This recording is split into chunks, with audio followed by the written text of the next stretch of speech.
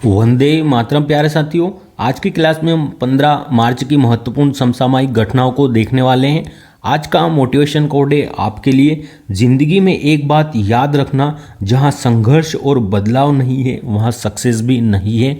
तो जीवन में संघर्ष और बदलाव, जहां पर जिस राह पर आपको संघर्ष करना पड़ेगा, अपने स्वयं में कुछ बदलाव करने पड़ेंगे और उस पथ पर लगातार निरंतर प्रयास करता रहना पड़ेगा, तभी आपको सफलता मिलेगी।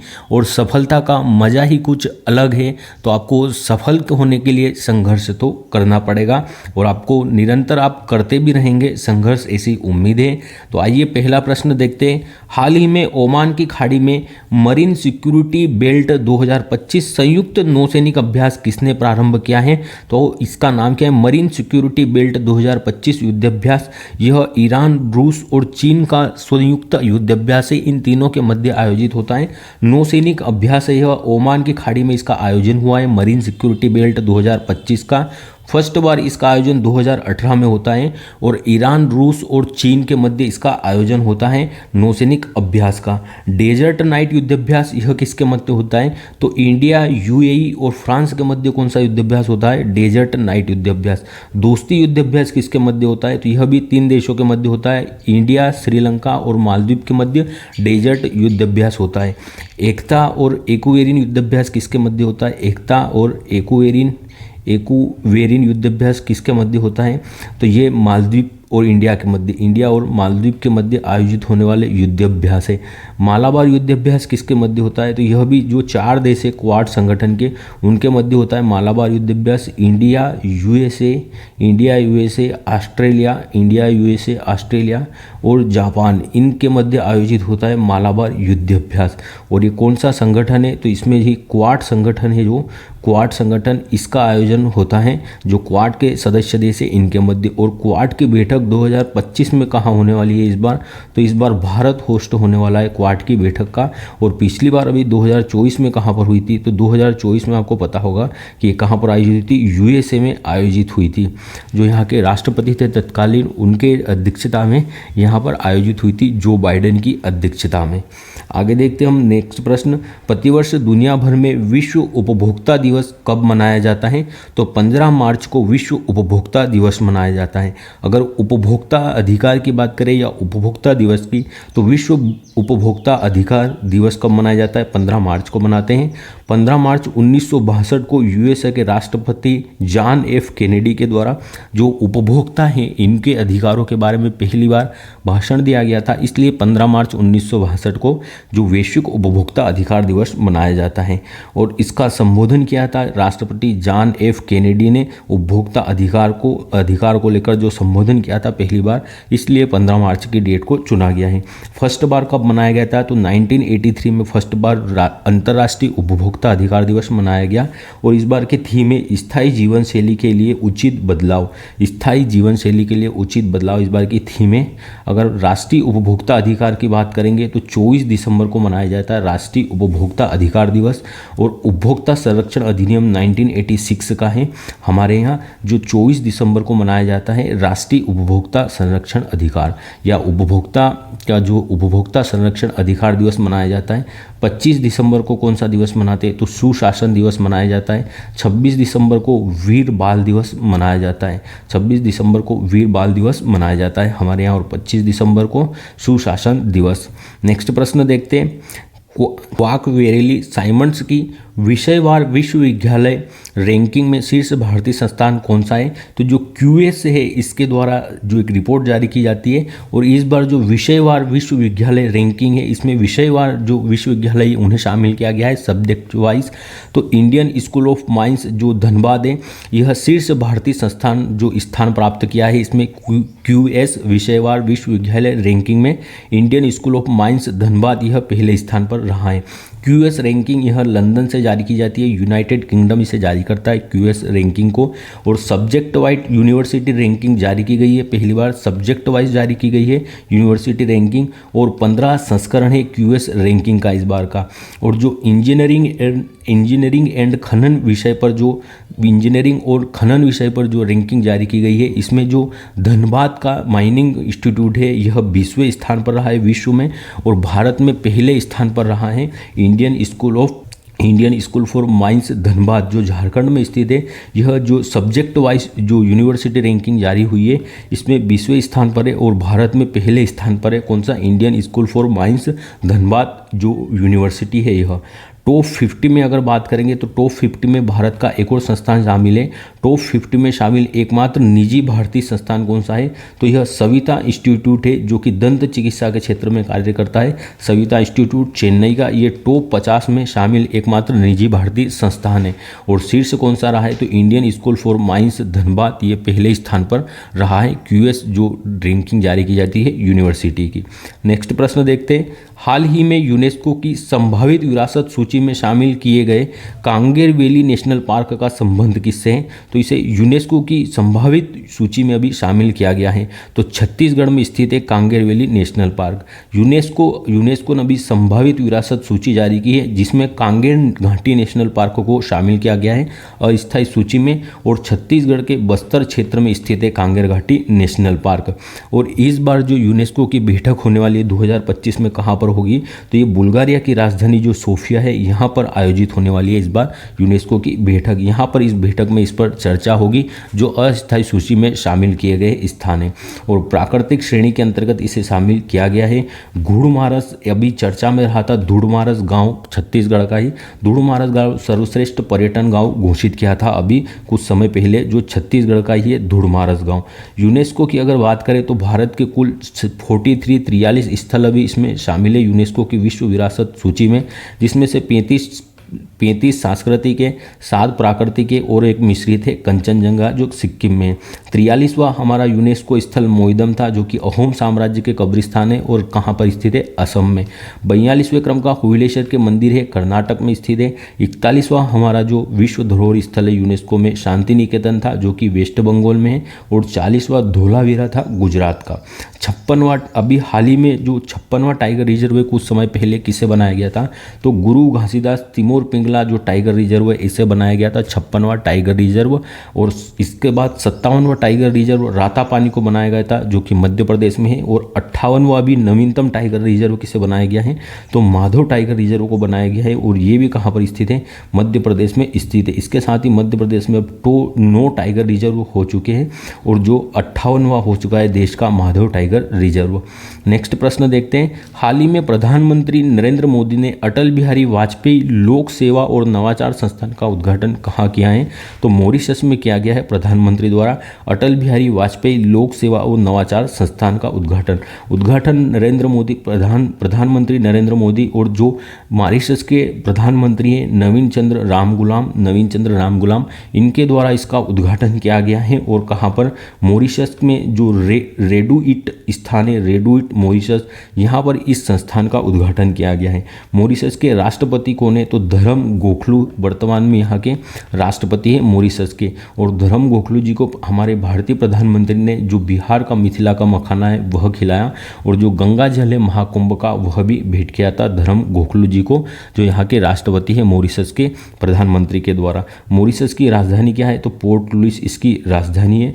और प्रधानमंत्री को अभी जहाँ मॉरिशस का ही सर्वोच्च नागरिक सम्मान से भी सम्मानित किया गया है। 25 दिसंबर को भारत में कौन सा दिवस मनाया जाता है? सुशासन दिवस के रूप में मनाते हैं। नेक्स्ट प्रश्न देखते हैं, हाल ही में भारत किस शहर में FDI का शीर्ष स्रोत बना है? तो किस शहर में FDI भारत ने सर्वाधिक गया है शीर्ष स्रोत बना है FDI का? तो जो दुबई शहर है यहाँ पर FDI करने में भारत शीर्ष स्थान पर है। FDI अर्थात फॉरेन डायरेक्ट इन्वेस्टमेंट या प्रत्यक्ष विदेशी निवेश भी कहा जाता है इसे। तो दुबई में जो भारत ने ग्रीनफील्ड है इस परियोजना में ग्रीनफील्ड FDI परियोजना में जो गंतव्य जो स्थान रहा है वो शीर्ष स्थान पर रहा है जो दुबई है। यहाँ पर इन्वेस्टमेंट करने में FDI के रूप में ग्रीनफील्ड क्या होता है? तो जो एकदम नया इन्वेस्टमेंट किया जाता है अर्थात किसी भी बांध बनाने में किसी भी परियोजना में जो एकदम नवीन कार्य प्रारंभ होते हैं नए, उन्हें ग्रीनफील्ड कहा जाता है। तो ग्रीनफील्ड के क्षेत्र में जो है ग्रीनफील्ड के क्षेत्र में FDI करने में जो दुबई में पहले स्थान पर रहा है भारत दुबई में सर्वाधिक एफडीआई किया है। और निवेश में पहले स्थान पर कौन है यहाँ पर एफडीआई में, तो 2.5 एफडीआई 2.5 जो मिलियन है इसके एफडीआई के साथ जो भारत पहले स्थान पर रहा है। दुबई की अगर बात करें तो दुबई कहाँ पर स्थित है, यूएई का एक शहर है दुबई, और अबू धाबी इसकी राजधानी है, संयुक्त अरब अमीरात की, और दिरहम यहाँ की करेंसी है। नेक्स्ट प्रश्न देखते हैं, हाल ही में किस राज्य सरकार ने रुपये के प्रतीक चिन्ह की जगह राज्य भाषा के चिन्ह को अपना है। तो इस प्रकार का जो प्रतीक चिन्ह होता है हमारे रुपये का, उसकी जगह इस प्रकार का प्रतीक चिन्ह अपना लिया है तमिलनाडु ने। इसका भी अर्थ रुपया ही है, लेकिन ये तमिल भाषा में, तो तमिलनाडु ने यह चेंज किया है। रुपया जो कि प्रतीक चिन्ह होते हैं रुपया का इस प्रकार का, जो कि 2010 में उदय कुमार है जो तमिलनाडु के, उनके द्वारा ही इसे डिजाइन किया गया था रुपया का जो प्रतीक चिन्ह है। तो तमिलनाडु के जो सीएम है वर्तमान में स्टालिन साहब, इन्होंने जो है कहा है कि भारत सरकार हिंदी को थोपने का कार्य करती है दक्षिण भारतीय राज्यों पे, और इसका विरोध करते हुए इन्होंने तमिल भाषा का जो रुपया है उसको इस प्रकार से जो अंकन किया गया है, तो ये रुपये की जगह जो इस प्रकार के अंकन को अपनाया गया है। जो भी बजट आया है इसमें यह देखा गया है। संविधान की जो संविधान की हमारी 8वीं अनुसूची है, इसमें 22 भाषाएं शामिल है, और इन 22 भाषाओं में से तमिल भाषा भी इसके अंतर्गत शामिल है। जो रुपये छापने का अधिकार किसके पास होता है हमारे यहाँ, तो आरबीआई के पास होता है रुपये छापने का अधिकार, लेकिन जो 1 रुपये का सिक्का है इसे कौन जारी करता है, तो वित्त मंत्रालय के अधिकार क्षेत्र में आता है और वित्त मंत्रालय से जारी करता है।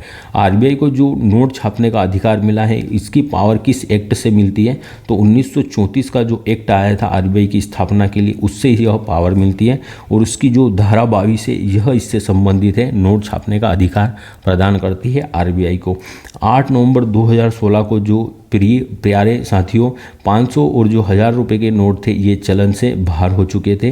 500 और 1000 रुपये के नोट, और 500 और 1000 रुपये के नोट चलन से बाहर कर दिए थे। 2000 का नोट जो चलन में लाया गया था, लेकिन अब भी इसे बाहर कर दिया गया। वर्तमान में सबसे बड़ी हमारी जो मुद्रा है ये कौन सी है, तो 500 रुपये का नोट वर्तमान में सबसे बड़ी मुद्रा है अभी भारत की। नेक्स्ट प्रश्न देखते हैं, हाल ही में अट्टुकल पोंगल महोत्सव के तहत दुनिया की सबसे बड़ी महिला सभाओं में से एक का आयोजन कहाँ हुआ है, तो पोंगल तो कहाँ होता है तमिलनाडु में, अट्टुकल पोंगला महोत्सव का आयोजन कहाँ पर, केरल में हुआ है, और ये महिलाओं की सबसे बड़ी सभाओं में से एक है। अट्टुकल पोंगल इसका आयोजन केरल में हुआ है, और माँ अट्टुकल भगवती मंदिर पर जो महिलाएं एक साथ इकट्ठी होती है और यहाँ पर जो माँ भगवती है उनकी आराधना करती है।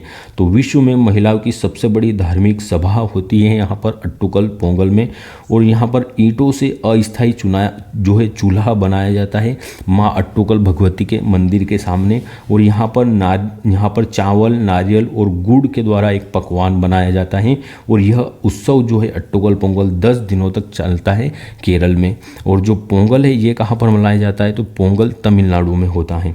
अगर देखिए होली पर लठमार होली कहाँ पर होती है, तो बरसाना में होती है लठमार होली। अगर केरल के कुछ प्रमुख उत्सव देखेंगे तो ओणम, विशु, कलपत्थी रथ महोत्सव, मकरविलक्कू, ये किससे संबंधित है, तो ये केरल के प्रमुख उत्सव है, और ओणम यह राजा बलि से संबंधित है। नेक्स्ट प्रश्न देखते हैं, हाल ही में गोल्ड मर्करी अवार्ड 2025 से किसे सम्मानित किया गया है, तो दलाई लामा जी को सम्मानित किया गया है गोल्ड मर्करी अवार्ड 2025 से। गोल्ड मर्करी अवार्ड 2025 इससे दलाई लामा जी को सम्मानित किया गया है। दलाई लामा कोई नाम नहीं है, दलाई लामा एक पदवी है। तो वर्तमान में 14वें क्रम के दलाई लामा है यह, और धर्मशाला हिमाचल प्रदेश में इनका निवास स्थान है। तो शांति, करुणा और संस्कृति को बढ़ावा देने के लिए गोल्ड मर्करी अवार्ड 2025 से सम्मानित किया गया है दलाई लामा जी को। नेक्स्ट प्रश्न देखते हैं, हाल ही में खेलो इंडिया विंटर गेम 2025 की पदक तालिका में शीर्ष स्थान किसे मिला है, तो खेलो इंडिया विंटर गेम्स के दोनों चरणों का जो आयोजन हो चुका है, और भारतीय सेना इसमें पहले स्थान पर रही है पदक तालिका में। खेलो इंडिया विंटर गेम्स 2025 2 चरणों में इसका आयोजन होता है। पहले चरण का आयोजन लद्दाख में और दूसरे चरण का आयोजन जम्मू कश्मीर में होता है। फर्स्ट रैंक पर इसमें इंडियन आर्मी रही है। खेलो इंडिया विंटर गेम्स है, खेलो इंडिया शीतकालीन गेम्स जो है 2025, इसमें जो भारतीय सेना है पहले स्थान पर रही है।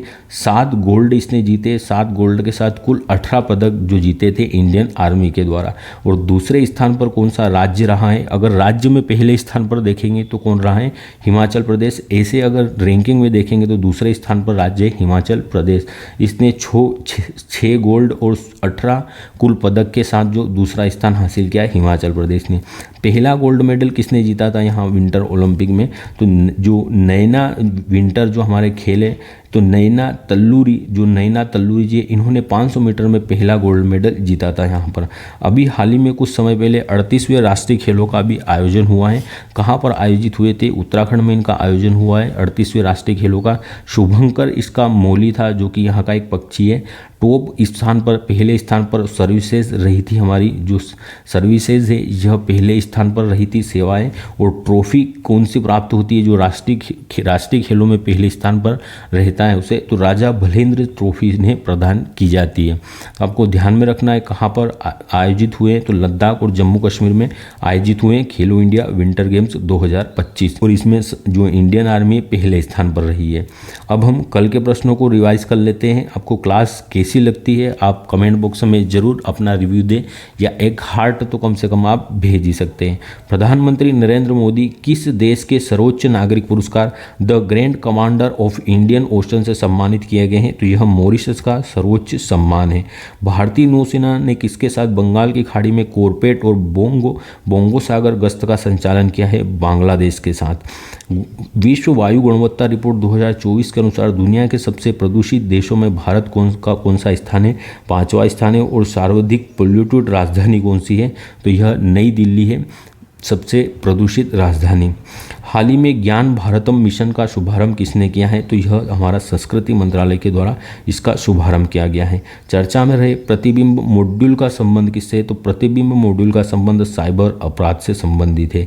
हाल ही में प्रधानमंत्री नरेंद्र मोदी ने 12 मार्च को किस ऐतिहासिक आंदोलन में भाग लेने वाले सभी लोगों को श्रद्धांजलि दी है, तो दांडी मार्च में भाग लेने वाले सभी लोगों को श्रद्धांजलि दी थी। हाल ही में एपेडा आहार 2025 कि 39वें संस्करण का आयोजन कहाँ पर हुआ है, तो नई दिल्ली में इसका आयोजन होता है। आईफा अवार्ड 2025 में सर्वश्रेष्ठ फिल्म का पुरस्कार किसे मिला है, लापता लेडीज को मिला है। गंभीर रूप से बीमार बच्चों के लिए मानव दूध बैंक पयोधी किसने लॉन्च किया है, तो यह दिल्ली के द्वारा जो एम्स दिल्ली है इसके द्वारा जो पयोधी है इसे लॉन्च किया गया है। चर्चा में रही जाफर एक्सप्रेस का संबंध किससे, पाकिस्तान से हाईजैक हुई थी। अब आज के प्रश्नों को देख लेते हैं। ओमान की खाड़ी में मरीन सिक्योरिटी बेल्ट 2025 संयुक्त नौसैनिक अभ्यास किसके मध्य हो रहा है, तो यह ईरान, रूस और चीन के मध्य इसका आयोजन हुआ है। प्रतिवर्ष दुनिया भर में विश्व उपभोक्ता अधिकार दिवस 15 मार्च को मनाते हैं।